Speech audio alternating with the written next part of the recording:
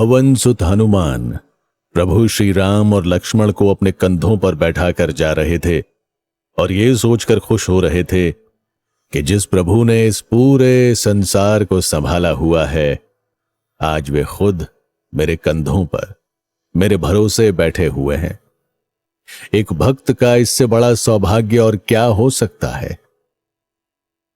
हनुमान जी श्री राम को सुग्रीव के पास ले गए और दोनों की दोस्ती करा दी। एक तरह की संधि थी कि श्री राम सुग्रीव के शत्रु बाली को मारने में उनकी मदद करेंगे और सुग्रीव सीता माता की खोज में श्री राम की मदद करेंगे। दोनों ने अपना अपना वचन निभाया। सुग्रीव को जब उनका राज्य वापस मिल गया तो उन्होंने अपने सारे गुप्तचरों और दूतों को सीता जी की खोज में भेज दिया। उन्हें जटायु के भाई संपाति से भी यही पता चल गया कि सीता जी को रावण दक्षिण दिशा की ओर समुद्र पार कर लंका ले गया है। इसीलिए सीता जी की खोज खबर लेने किसी को समुद्र पार कर लंका जाना होगा। अब समस्या यह थी कि समुद्र पार कर लंका कौन जा सकता है। उस समय समुद्र के किनारे सुग्रीव के सलाहकारों जामवंत, अंगद, नल, नील आदि में यही चर्चा हो रही थी। हनुमान जी उस समय एक और बैठे प्रभु राम का ध्यान कर रहे थे। जामवंत सभी से बोले, इतना विशाल समुद्र पार कर लंका जाना और रावण जैसे शक्तिशाली असुर राज की सुरक्षा में सेंध लगाना, ये काम अगर कोई कर सकता है तो वो सिर्फ हनुमान ही है। यह सुनकर अंगद को कुछ संशय हुआ। अगर हनुमान जी ये काम कर सकते हैं तो फिर वो आगे बढ़कर लंका जाने को क्यों नहीं कह रहे? हनुमान जी में इतनी शक्ति है कि वो एक ही छलांग में समुद्र लांघ जाए, मगर ये बात हम जानते हैं वो नहीं। बचपन में एक ऋषि से मिले श्राप के कारण वो अपनी शक्तियां भूल जाते हैं। उन्हें वो शक्तियां तभी याद आती हैं जब कोई उन्हें याद दिलाए। वो अष्ट सिद्धियों के स्वामी हैं। इसीलिए संसार में ऐसा कोई काम नहीं जो वो नहीं कर सकते। हनुमान जी के पास ऐसी कौन सी सिद्धियां हैं जिनसे वो ये काम आसानी से कर सकते हैं? हनुमान जी के पास पहली सिद्धि है अणिमा। इस सिद्धि से वो अपने शरीर को एक कण के समान छोटा कर सकते हैं। दूसरी सिद्धि है महिमा। इस सिद्धि से वो अपने शरीर का आकार जितना चाहें बड़ा कर सकते हैं। तीसरी सिद्धि है गरिमा। इस सिद्धि के बल पर हनुमान जी शरीर को कितना भी भारी बना सकते हैं। यह सिद्धि तो तुम्हारे पास भी है अंगद, इसीलिए कोई तुम्हारे पैर को हिला नहीं सकता। चौथी सिद्धि है लघिमा। इस सिद्धि से हनुमान जी अपने शरीर को हवा की तरह हल्का बना सकते हैं, जिससे वो उड़ सकते हैं। पांचवी सिद्धि है प्राप्ति। जिसके पास ये सिद्धि होती है वो सबकी नजरें बचाकर बिना रोक टोक से कहीं भी जा सकता है। छठी सिद्धि है प्रकाम्य। ये सिद्धि सारी इच्छाओं को पूरा करने की क्षमता देती है, यानी हनुमान जी जो चाहें वो जरूर सफल होगा। सातवीं और आठवीं सिद्धि है ईशित्व और वशित्व। जिनके पास ये सिद्धियां होती हैं वो किसी भी वस्तु और प्राणी को भी अपने वश में कर अपना दास बना सकता है। जामवंत की बात सुनकर सभी को बड़ी राहत मिली और सब निश्चिंत हो गए कि अब सीता माता का पता जल्दी ही चल जाएगा। साधु बाबा कथा सुना रहे थे, मगर राघव ने उन्हें बीच में रोक दिया। उसके मन में एक सवाल कुलबुला रहा था। अगर हनुमान जी अकेले ही राक्षसों को मार सीता माता को वापस ला सकते थे तो फिर उन्होंने ऐसा क्यों नहीं किया? बात वहीं खत्म हो जाती। फिर वो अकेले क्यों लौट आए? वो ऐसा नहीं कर सकते थे बेटा। उन्होंने हमेशा श्री राम की आज्ञा मानी। श्री राम ने कहा था सीता जी का पता लगा कर आओ और उन्हें मेरी अंगूठी के साथ मेरा संदेश दो। साथ ही उन्होंने रावण को श्री राम की शक्ति का आभास भी करा दिया। और दूसरी बात, शायद तुम भूल रहे हो, शंकर के अवतारी हनुमान जी का जन्म श्री राम की सहायता करने के लिए हुआ था। रावण को तो श्री राम को ही मारना था।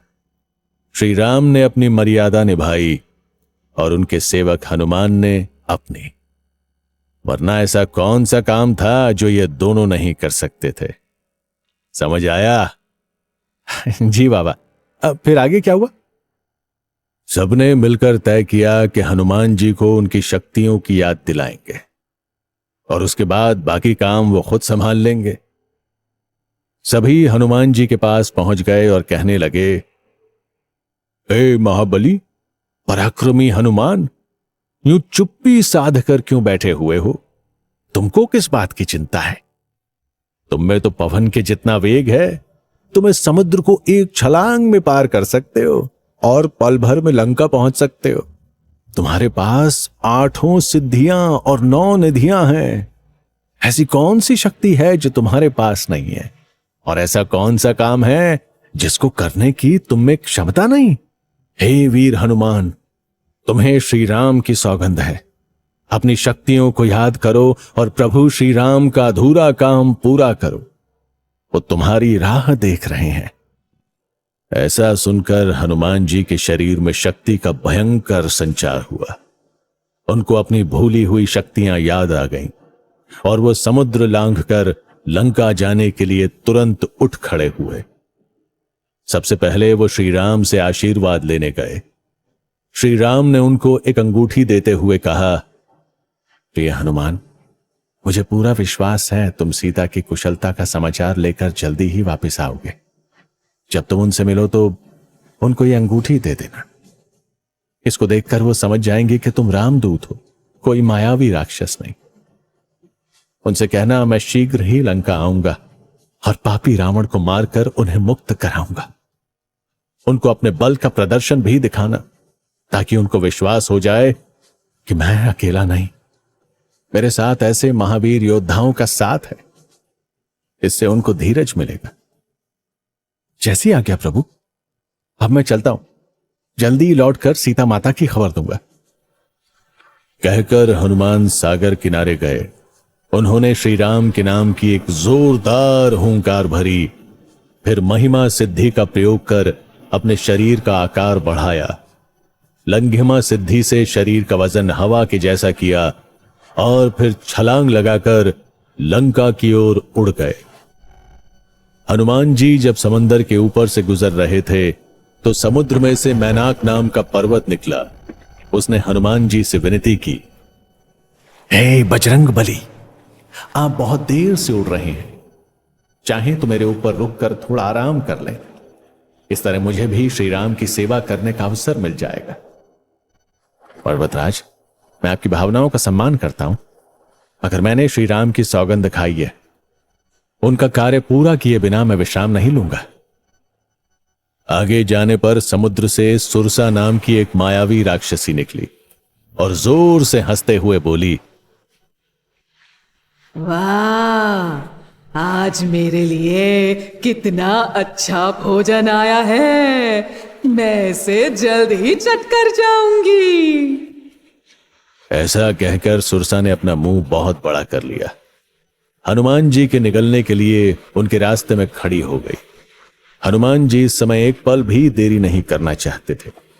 वो सुरसा से बड़ी विनम्रता से बोले, अभी मैं प्रभु श्री राम के काम से जा रहा हूं, अभी मुझे जाने दो। एक बार काम पूरा कर लूं, फिर मैं खुद आपका भोजन बनने आ जाऊंगा। ये तरकीबें किसी और पर चलाना, मैं तेरी बातों में आने वाली नहीं। ऐसा कहकर सुरसा अपना मुंह बड़ा करने लगी। हनुमान जी भी उसी हिसाब से बड़े होने लगे। जब सुरसा का मुंह बहुत बड़ा हो गया तो हनुमान जी ने तुरंत बहुत छोटा सा रूप बनाया और सुरसा के मुंह से बाहर निकलकर आगे उड़ गए। हनुमान जी की मुश्किलें अभी खत्म नहीं हुई। उस समंदर में छाया ग्रहणी राक्षसी भी रहा करती थी। वो समुद्र के ऊपर उड़ते पक्षियों की छाया समुद्र में देखती और उन छाया को पकड़ लेती, जिससे वो पक्षी उड़ नहीं पाते थे और समुद्र में गिर जाते थे। फिर वो उन्हें खा लेती थी। उसने जब हनुमान जी को उड़ते हुए देखा तो उन्हें खाने के लिए बेचैन हो उठी, मगर हनुमान जी ने उसे दूर से ही देख लिया था। इसीलिए हनुमान जी ने अपनी छाया पड़ने से पहले ही उस राक्षसी पर एक वार से उसे मार डाला। इस तरह रास्ते की सारी बाधाओं को पार कर आखिरकार हनुमान जी लंका पहुंच गए।